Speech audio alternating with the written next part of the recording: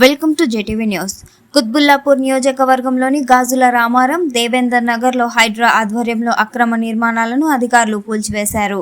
గత కొంతకాలంగా ప్రభుత్వ భూములను ఆక్రమించి అక్రమంగా కట్టిన దాదాపు 51 గదులను కూల్చివేశారు మున్సిపల్ అధికారులు. గత కొద్ది నెలలుగా స్థానిక ప్రజలు ప్రభుత్వ భూములు కాపాడాలంటూ ఇచ్చిన ఫిర్యాదులతో ప్రత్యేకంగా ప్రభుత్వ ఆస్తులు కాపాడేందుకు ఏర్పాటైన హైడ్రా కమిషనర్ ఏవి రంగనాథ్ కూల్చివేతకు ఆదేశాలు జారీ చేశారు. గాజుల రామారం, దేవేందర్ నగర్లోని సర్వే నెంబర్ 329లో గల కోట్ల విలువ గల ప్రభుత్వ స్థలంలో అక్రమాలను భారీ బందోబస్తు మధ్య కూల్చివేశారు అధికారులు.